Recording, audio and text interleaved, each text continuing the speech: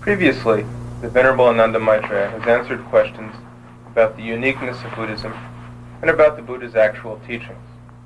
In today's conversation, he'll address questions about the Buddha's attitude towards people with other views, and will say a few words about common Buddhist practices. Again, we welcome the Venerable Ananda Maithree and our viewers, and who now present Part 3, Path Followers and Others.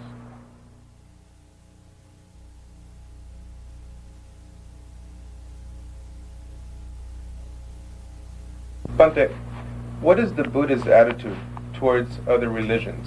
Like, suppose a man doesn't worship the Buddha. What is his destiny according to the teachings of the Buddha? Well, the answer to this question is found in Buddhist scriptures. On a certain occasion, the Lord Buddha, speaking to his disciples, said, he told them some past incident. He said, long ago, there were a good number of great teachers. They were not the followers of any kind of Buddha. They were not followers of Buddha. They were not Buddhists. They were the worshippers to some god called Brahma. Though they believed in the existence of a certain god, certain creator, but still they taught a great teaching, a good teaching. They taught people to live a morally good life, to practice right concentration, and such things they taught. And at the same time, those people worshipped their god, Brahma, their creator. The Lord Buddha said, as they lived a good life, a life of good practice, and a life of the practice of meditation, because they developed their meditation to a high extent, to a higher level. After death, they were reborn in higher Deva world,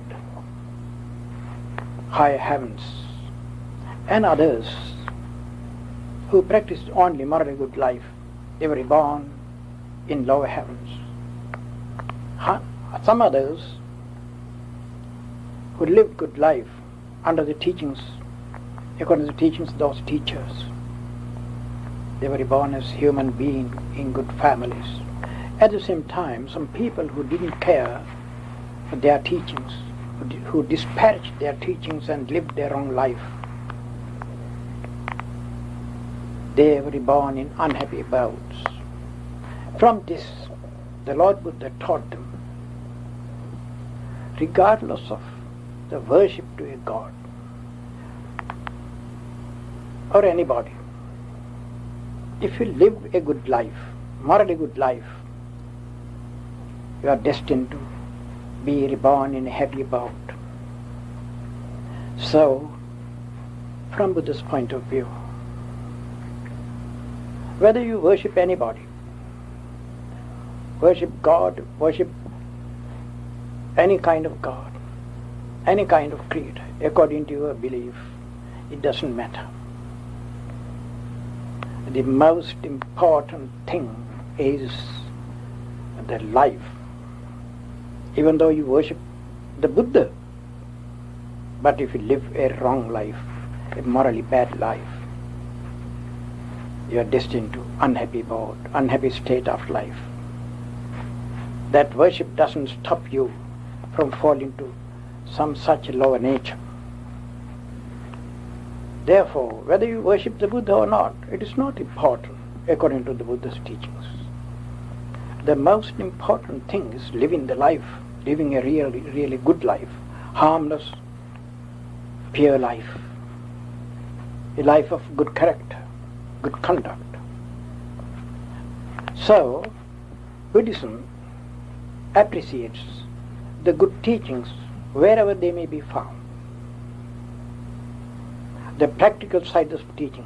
Practical good teachings you find in every religion, every scriptures. So, we Buddhists appreciate those teachings, those good teachings, wherever they may be found. Suppose you plant a good medical herb in your garden. I also plant the same kind in my garden. Merely because they are in my garden, I can't put more value to my ones than your ones. If it is a medicinal herb, wherever they may be found, we have to regard them as something to be used for medicine. Similarly, the good teachings, I mean the practical teachings, wherever it may be found, in whatever religion, we Buddhists have to appreciate and respect them. So the Lord Buddha asked us not to disparage any teacher, any great teacher. According to this, Buddhism is a friend of all religions. It is not hostile to any religion. But we put much importance to the reasonable and practical side of teachings. So Buddhist attitude towards other religions is this. It is not hostile to any religion. It is not hostile to any religious teacher. It is hostile only to the foolish way of living, unreasonable things. It is hostile. Whatever reasonable things found, Buddhism appreciates this as a part of Buddhism.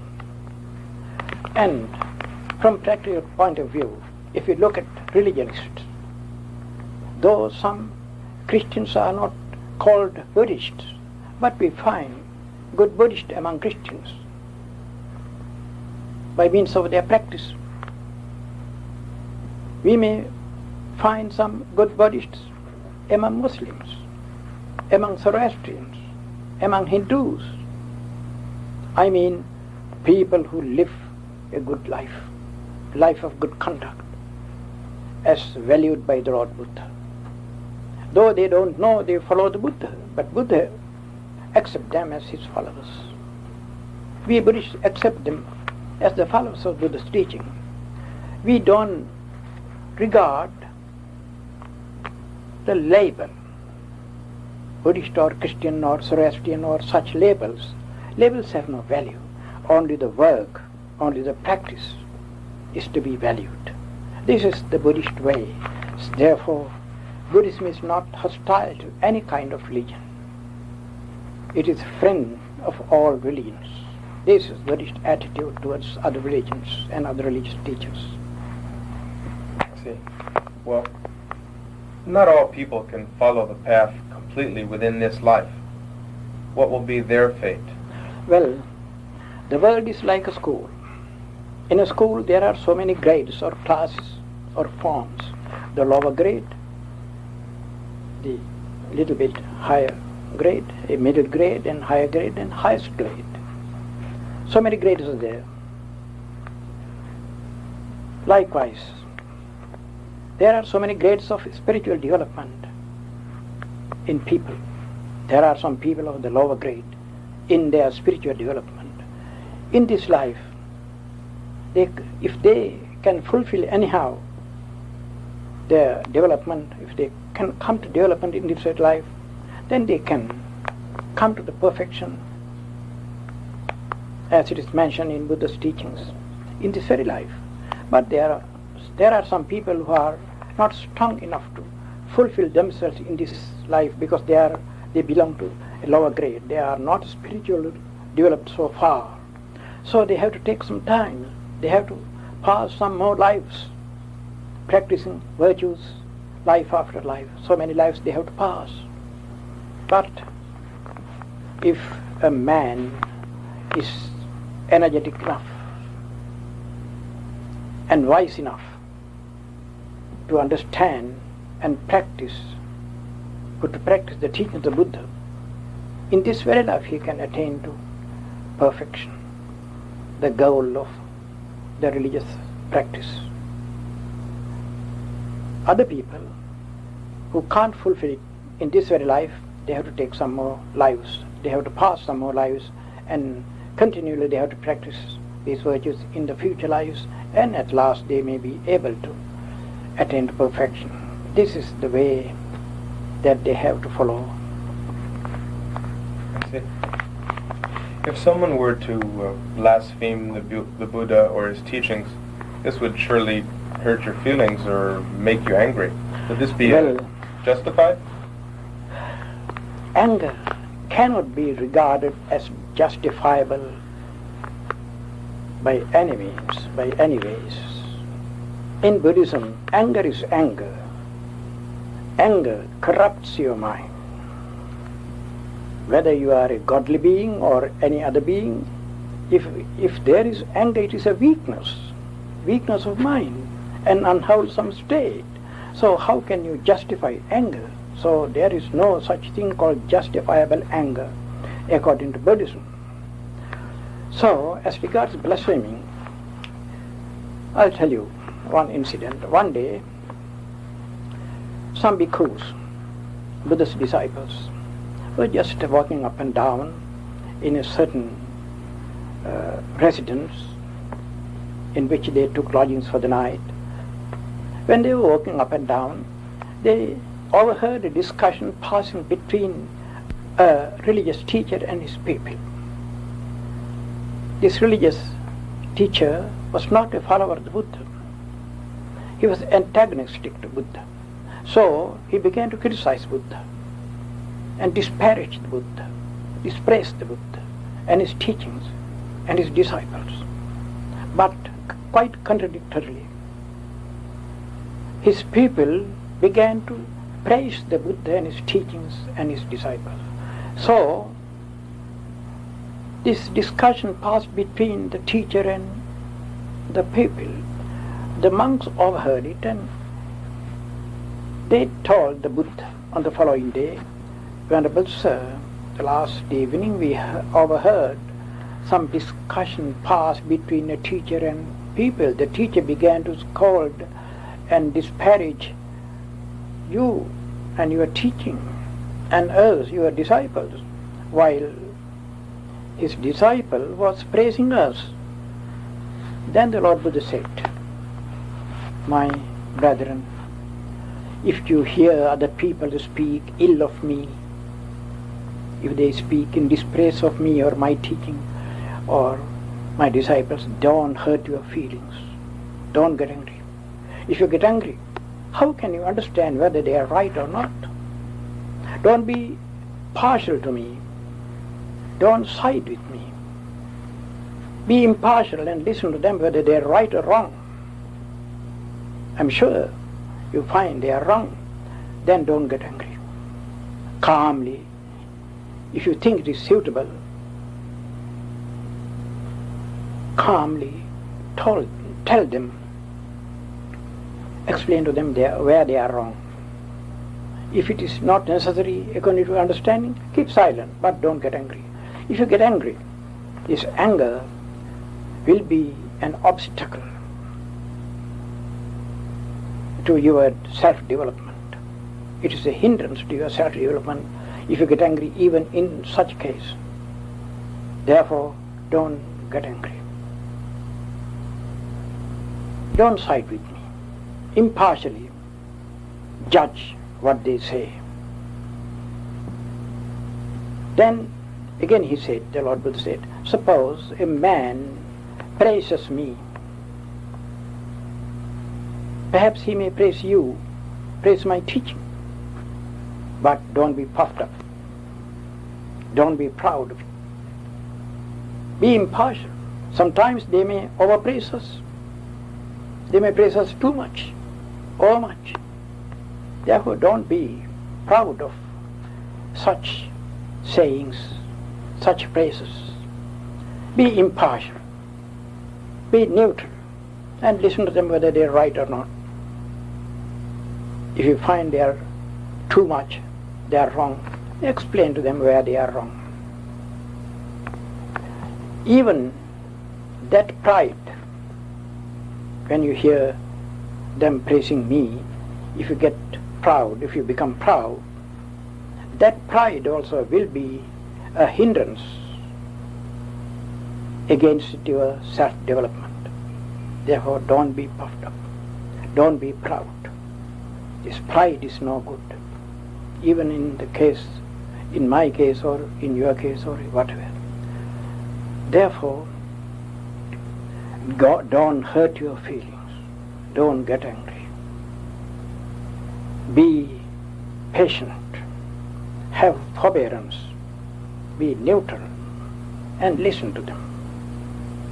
Don't get angry. Don't be proud.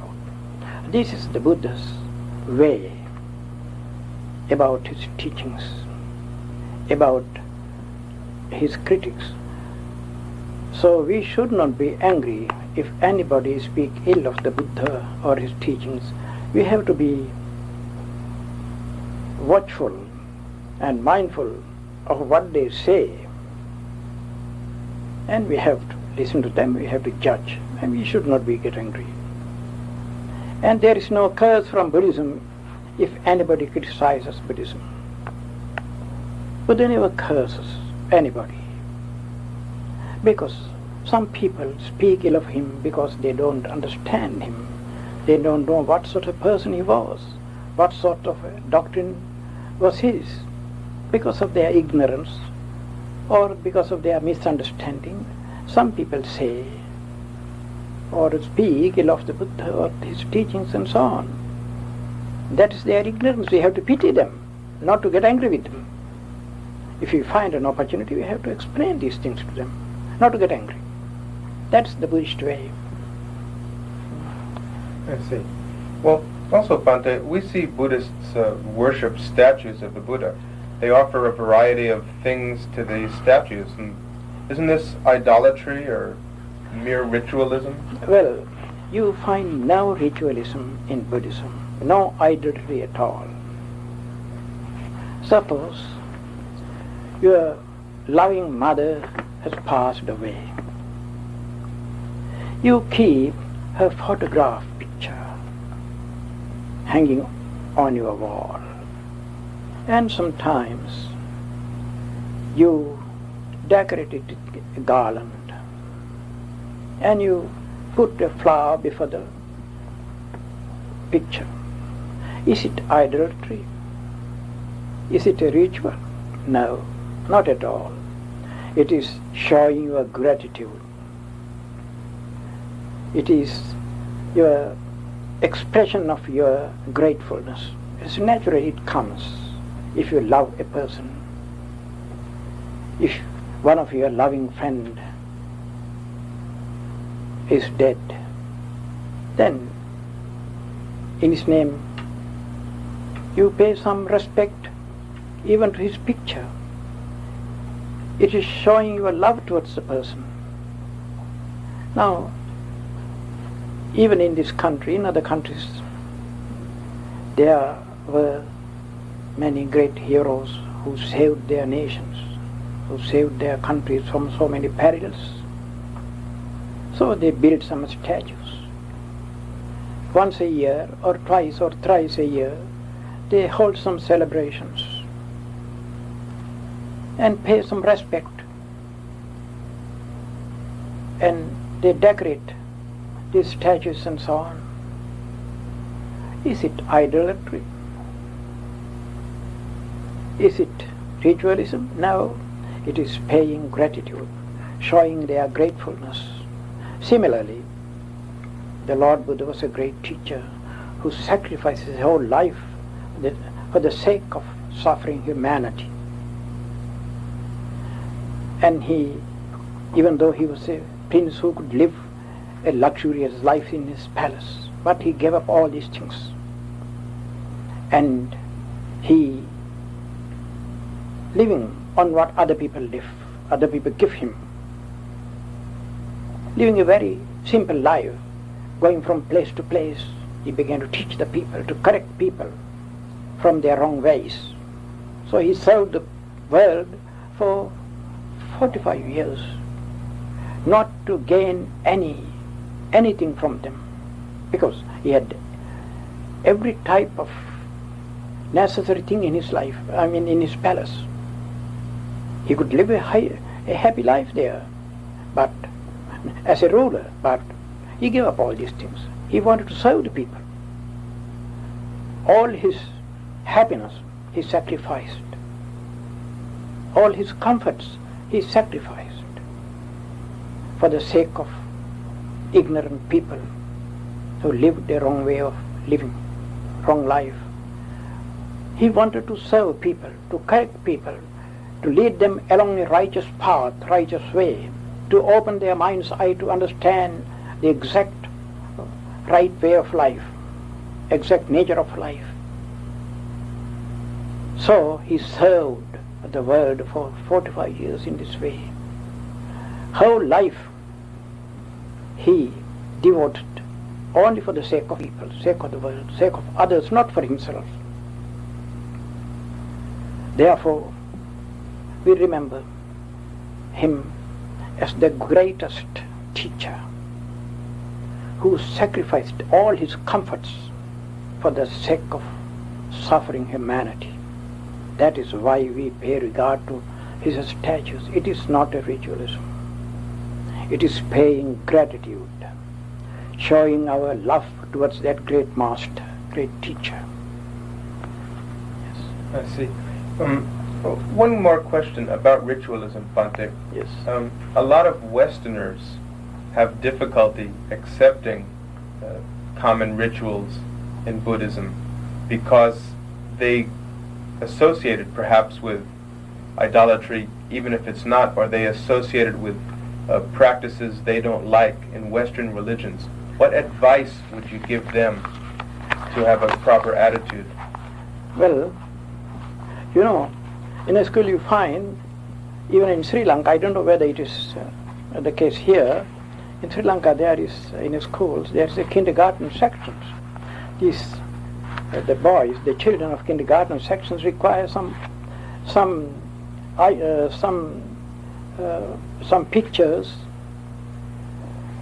some playthings. So the teachers use these playthings, dolls and such other things, to teach these children. So among people, there are people of the kindergarten section. Spiritually, they are in the lower kindergarten section. Spiritually, they are children. Though physically, they are very, very well built, but spiritually, mentally, they are children. They require some sort of such things. So later, some teachers invented a way to keep them under a certain way of concentration. As an object of their concentration, they have arranged a certain way of the so-called worship, but it is not a worship at all, a way of concentration.